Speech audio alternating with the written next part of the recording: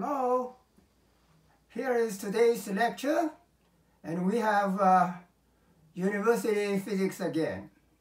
Today's topic is to find the electric field due to a uniformly charged ring. This is a uniformly charged ring, and we want to find the electric field at a point P, which is at a distance x from the center of the ring and is on a perpendicular line perpendicular to the plane of the ring. Okay. The ring has a radius A. So let's consider a small section on the ring. This is a small section on the ring, and on this small section, the charge we call dq. D means a small quantity. This small quantity, this small charge dq, will create an electric field at point P as indicated by dE. This is the electric field produced by dq.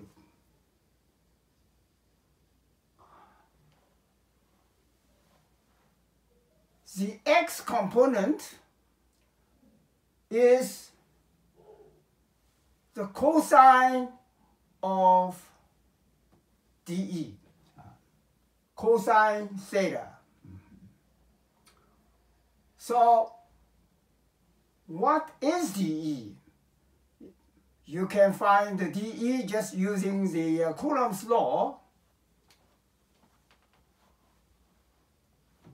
Electric field is the constant K, which is 9 times 10 to the 9th power. dq, the charge, the small charge, divided by the distance squared. The distance is r here. From P to dq, that distance, let's call it r. So divided by the distance r. R squared. I want the x component. So the x component is just this dE multiply cosine theta. So let's carry on.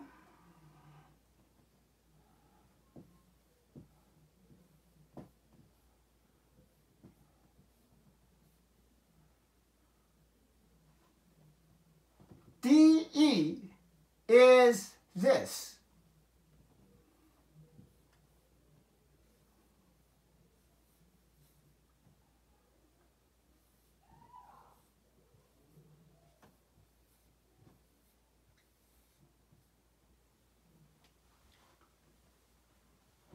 This part is dE, dE cosine theta.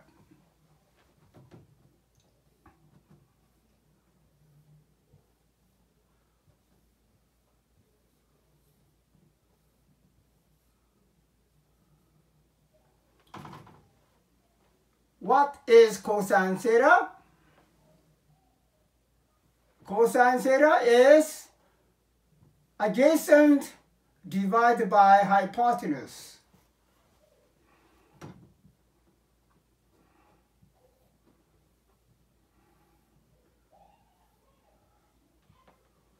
So it is, cosine theta is x divided by r.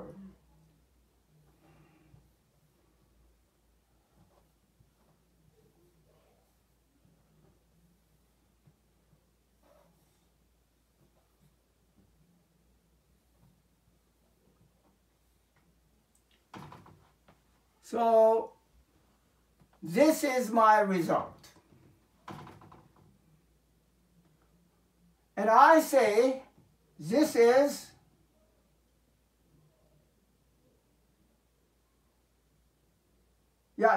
although this is the x component, but let's consider this. Here is dq, there is another one here, another one right here. They are opposite, on the opposite sides of the diameter. Now, this small charge will produce an electric field which is this way.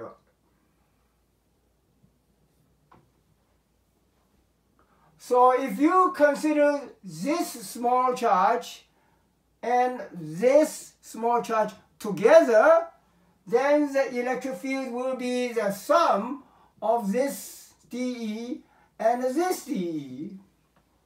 And if you add these two vectors, you get a vector in this direction. Therefore, because of the symmetry of the ring, I only need to consider the x component. I do not need to consider, suppose you call this perpendicular component, I don't need to consider the perpendicular component. So this is the only thing I need to consider. But this is only due to dq. So I need to consider all the small charges around the ring. Therefore, I need to sum the dq. Look, k is a constant. R is also a constant. Because I am consider the point P is a fixed point. If P is a fixed point, R is a constant, and also X is a constant. So constant, constant, the only thing we need to sum is dq. When you sum dq over the ring, you get the total charge on the ring. So E is K X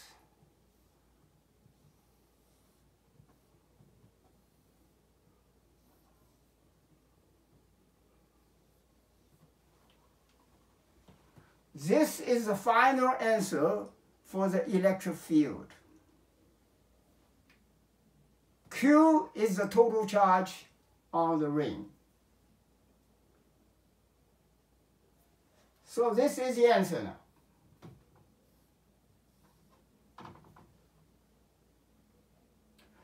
Let's consider a special case. The special case is when P is at the center of the ring. When P is at the center of the ring, X becomes 0.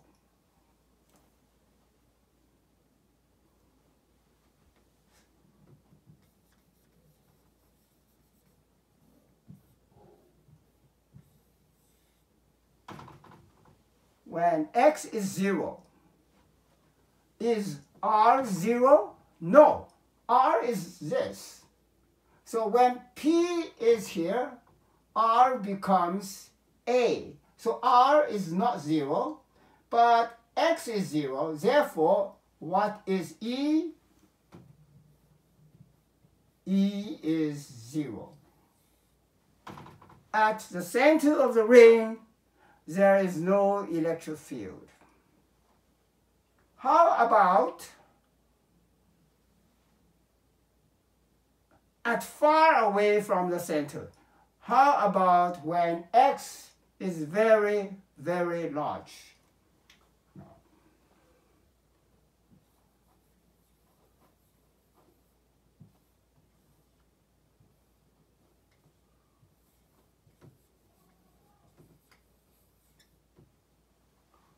So if x is very large,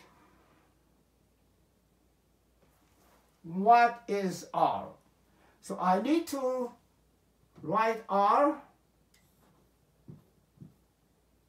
in this way.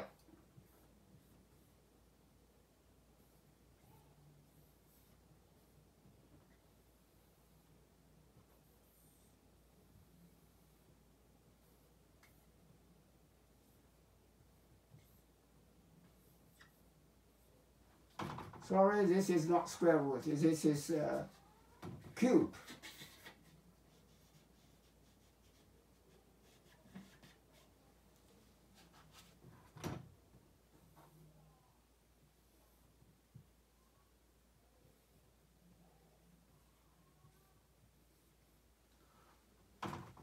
So instead of r, I represent r as x squared plus a squared.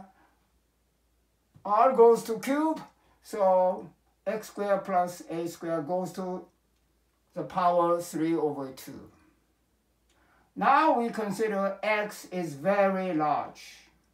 When we say very large, which means x is very, very large compared with the radius a.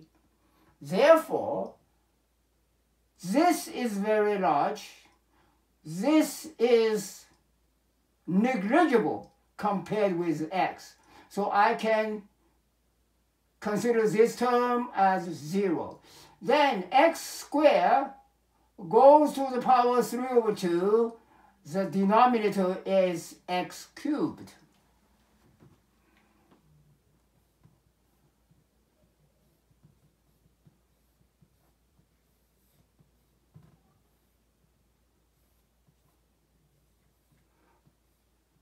Then cancel the x, both top and bottom.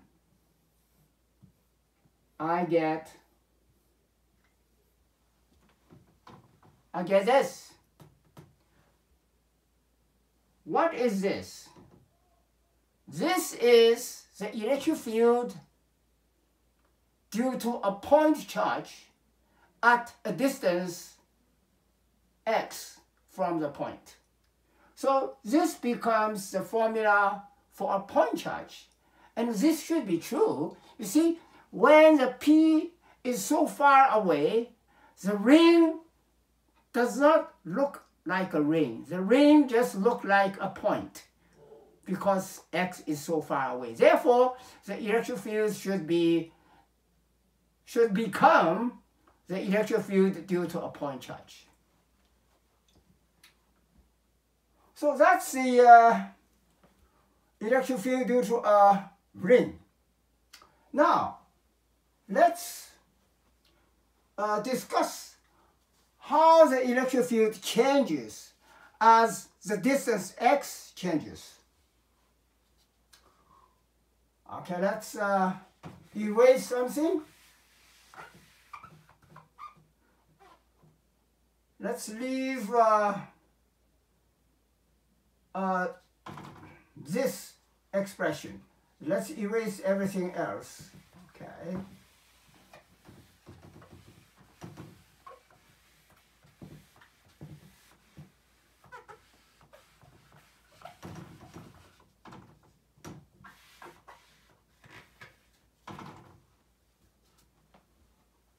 This answer is the exact answer. Okay. Now we want to see the E. The electric field depends on the variable x. When you move the point P along the x-axis, and you want to see at which point what is x value so that your E is maximum.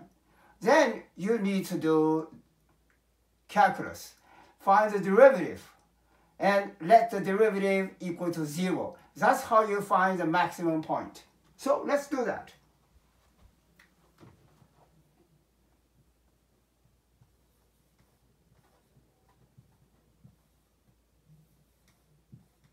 Derivative of electric field with respect to the variable x. I have k Q. K is a constant. Q is the total charge on the ring, therefore it is also a constant, and the variable part is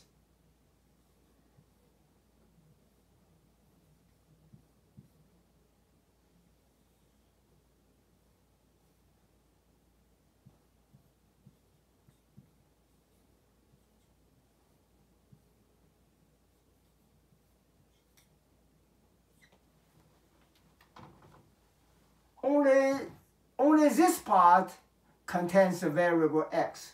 So I need to do the derivative of this part. This is a quotient, so I use quotient rule.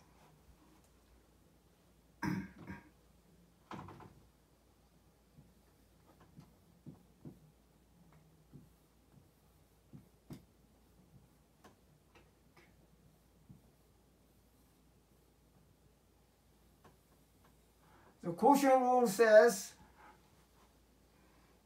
the top is u, the bottom is v, so u prime v minus v prime u is on the top, and the bottom is v squared.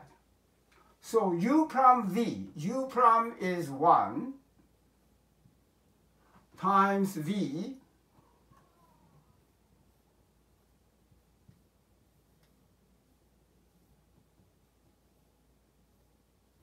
u prime v minus v prime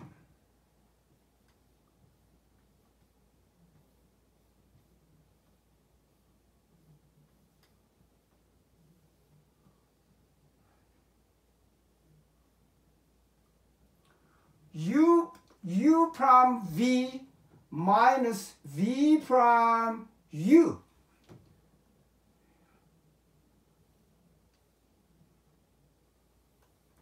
divided by v squared.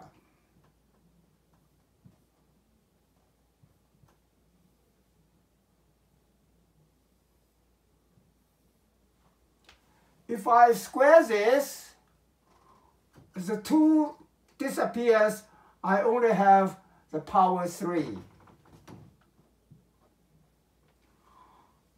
This is my derivative. I have the factor x squared plus a squared, x squared plus a squared, and x squared plus a squared. So I can factor out x squared plus a squared to the power 1/2 from the numerator and reduce this denominator.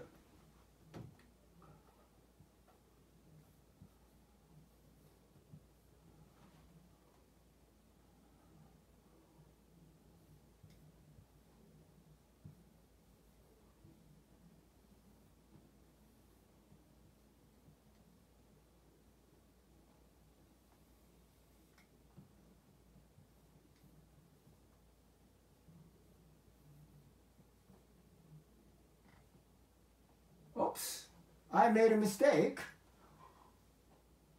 U prime v minus v prime, I forgot the chain rule because I need to do the chain rule, which is 2x.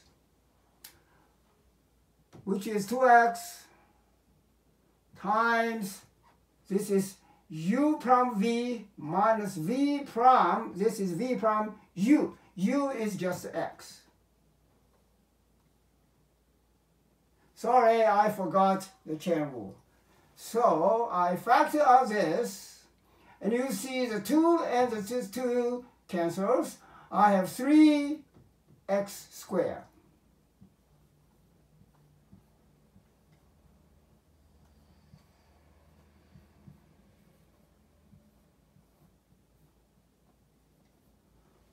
This is my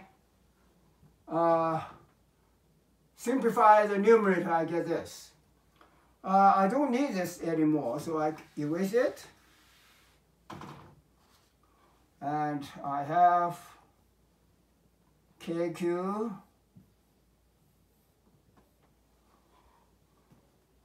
This part and this part can be simplified, and the numerator x squared minus 3x squared can be simplified. So I have a squared minus 2x squared on the top. And at the bottom, I have x squared plus a squared. This is 3 minus half. It becomes 2.5, which means 5.5. 5 divided by 2, 5 halves. So this is my derivative. I let the derivative equal to 0, and that will give me the maximum point.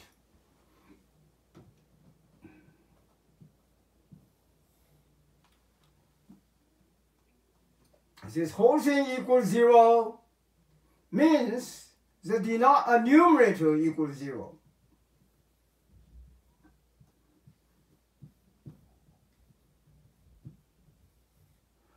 Which means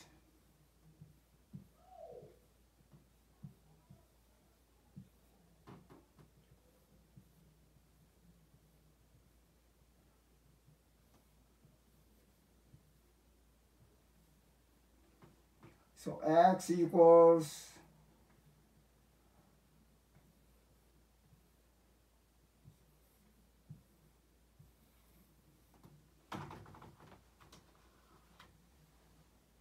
when P is at a distance a divided by square root 2, then the electric field is the maximum value. Okay, that is the result of finding the maximum. So, that is all I want to say today.